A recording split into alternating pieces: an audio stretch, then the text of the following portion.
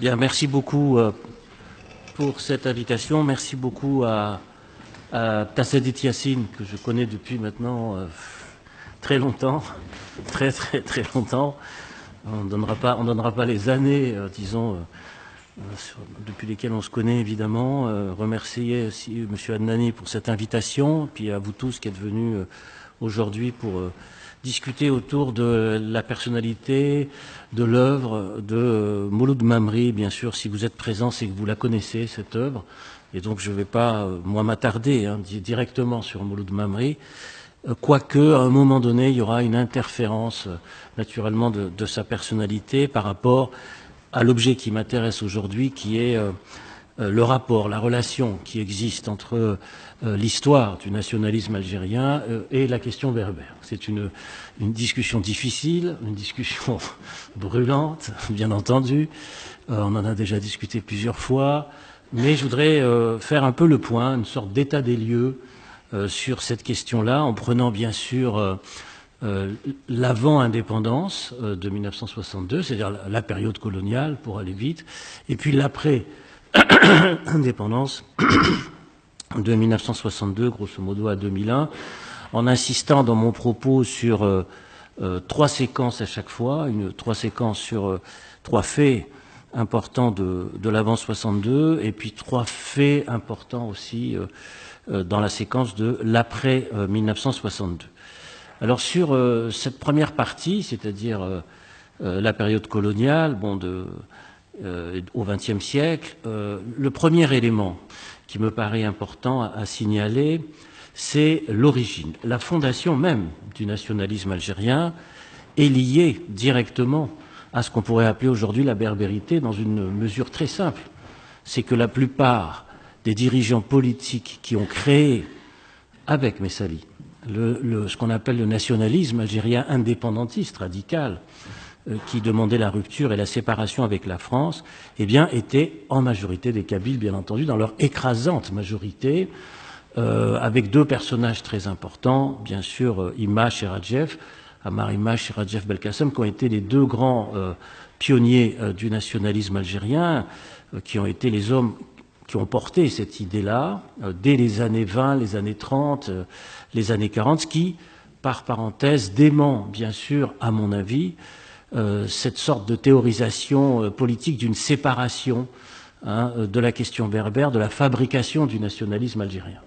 Il y a au contraire un engagement, disons, politique très fort de ceux qui appartiennent à qui sont nés, qui sont originaires de cette région qu'est la Kabylie, dans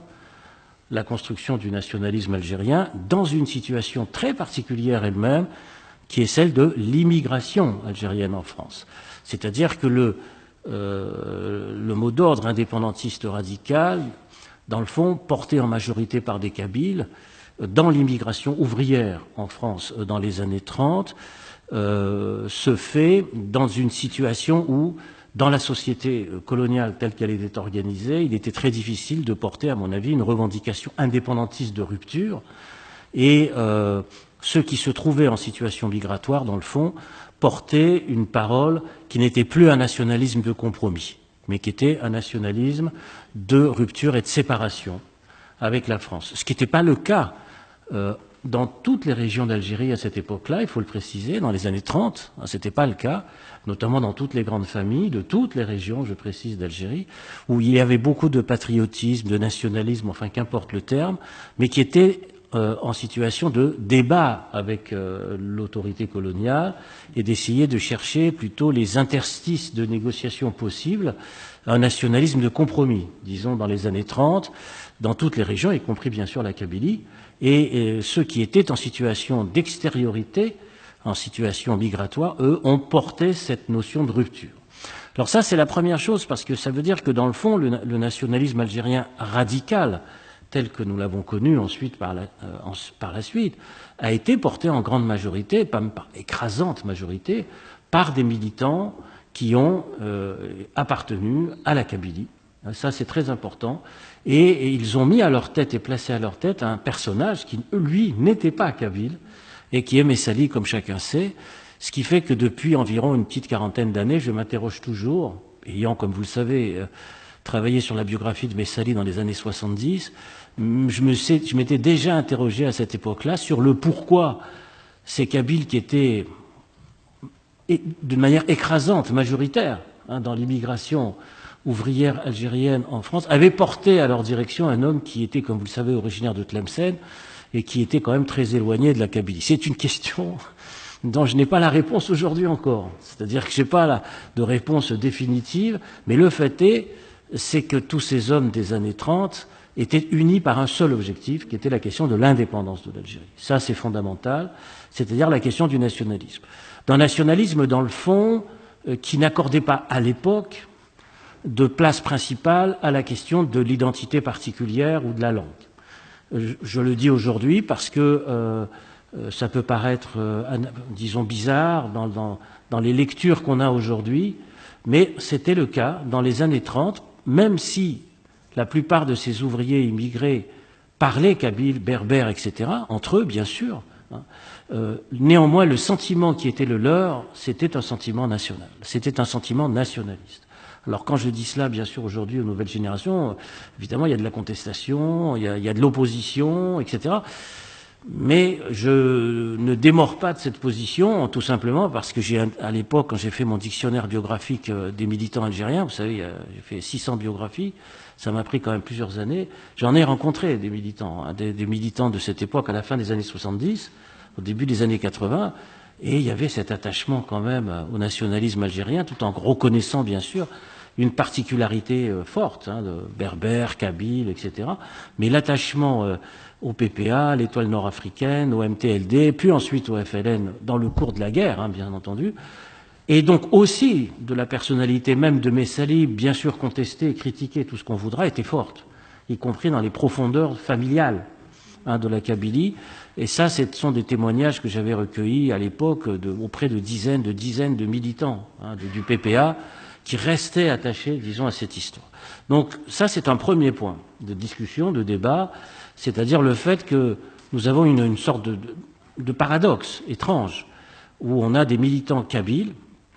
qui organisent, portent l'idée nationale, placent à leur tête un homme qui n'est pas kabyle et qui plus tard, bien sûr, voudront, à l'intérieur de cette nation reconstituée, porter une particularité, une singularité que nous connaissons. Ça, c'est le premier élément. Le second élément, le fait qui me paraît important, c'est bien sûr en 1947, 48, 49, ce qu'on a appelé la crise berbériste dans la Fédération de France du PPA-MTLD.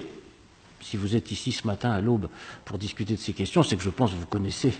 l'histoire de cette crise berbériste, bien entendu. Mais c'est un deuxième point d'histoire, parce que nous ne sommes plus dans les années 30. Ça, c'est très important. C'est-à-dire que 15-20 ans ont passé, et va surgir un autre débat dans les années 40-50, qui est le problème de la définition de la nation. C'est-à-dire que la question de l'indépendance était une question clé des années 20, des années 30, alors que la question centrale des années 40-50 progressivement sera celle de la définition de l'identité et du passage à la lutte armée ou pas, en même temps. Parce que n'oublions pas que celui qui va porter au comité central de Zedine en 1948 la question du 47 de la lutte armée, c'est aussi Naït Ahmed quand même, et qui est lui-même, comme chacun sait, naturellement originaire de Kabylie. Et donc on a dans la même année, en fait, ceux qui, à l'intérieur du PPA, jugent nécessaire le passage à la lutte armée et qui, en majorité, sont kabyles,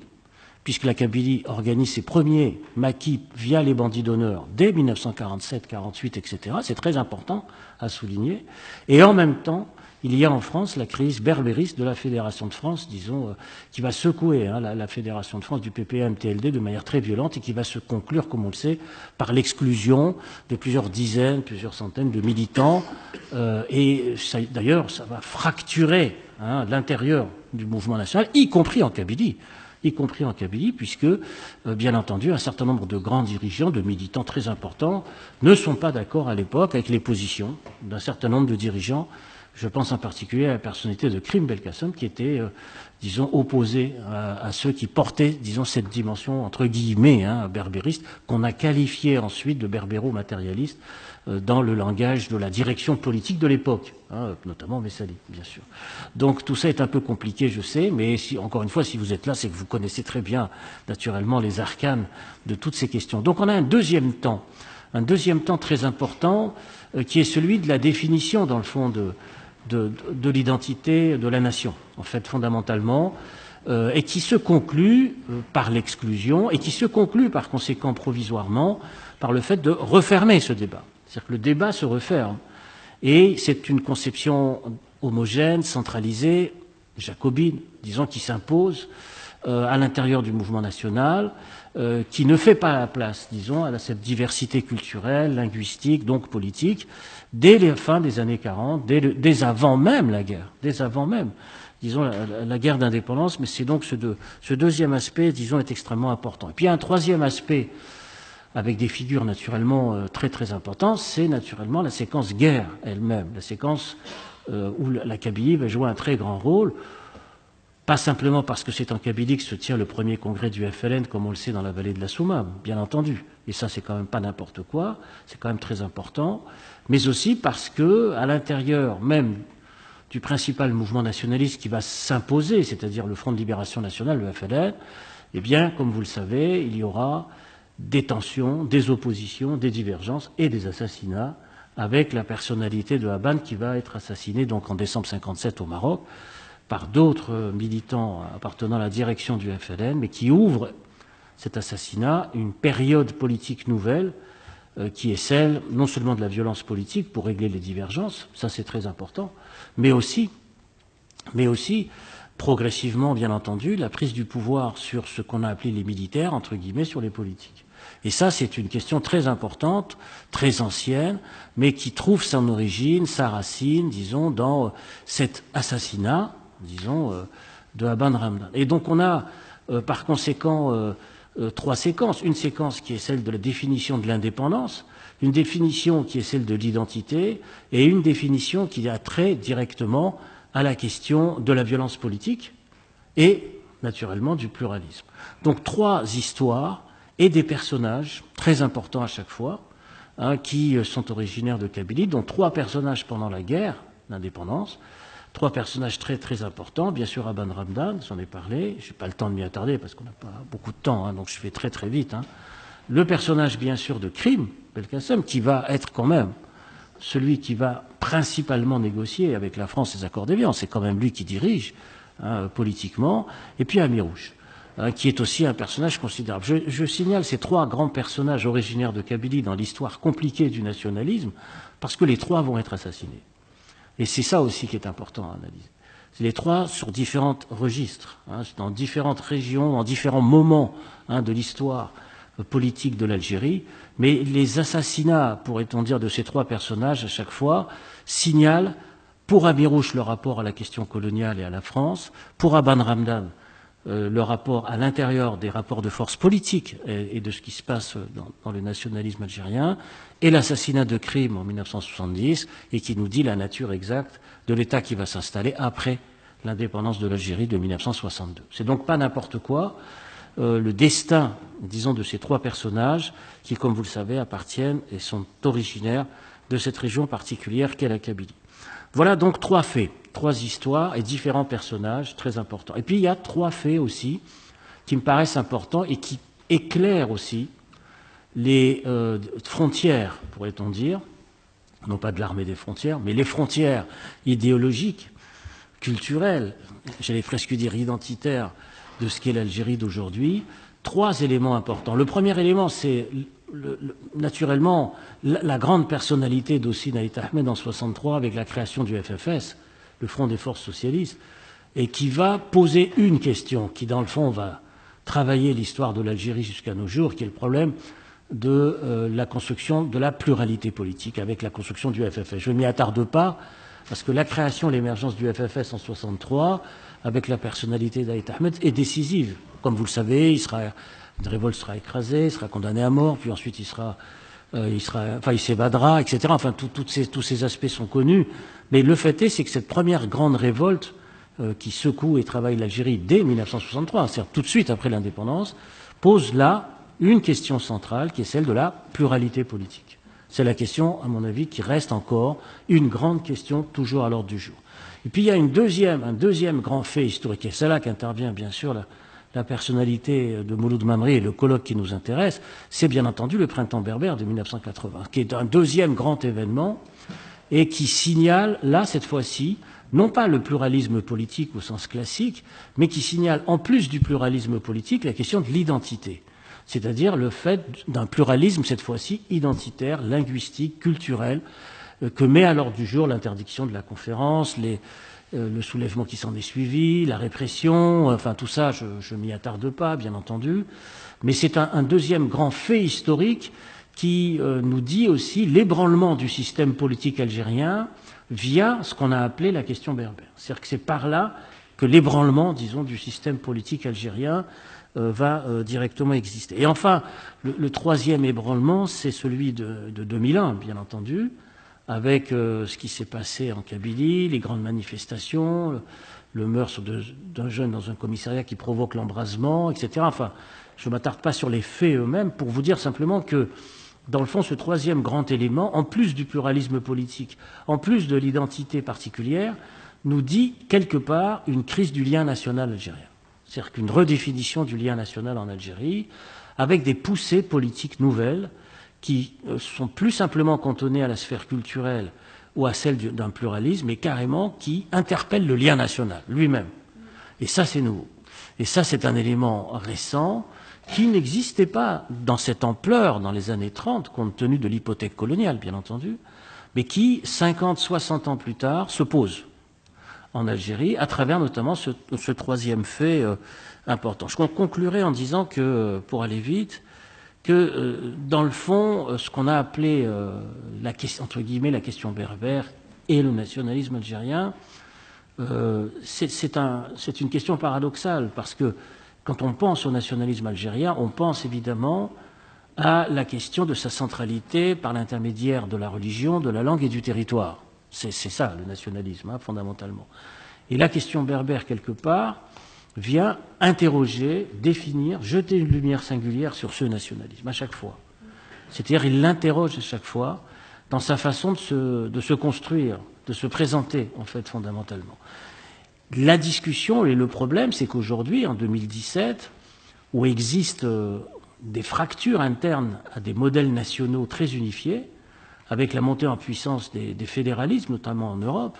et contradictoirement à cette montée fédérale, il y a des poussées qu'on qualifierait de souverainistes ou de nationalisme étroit et de repli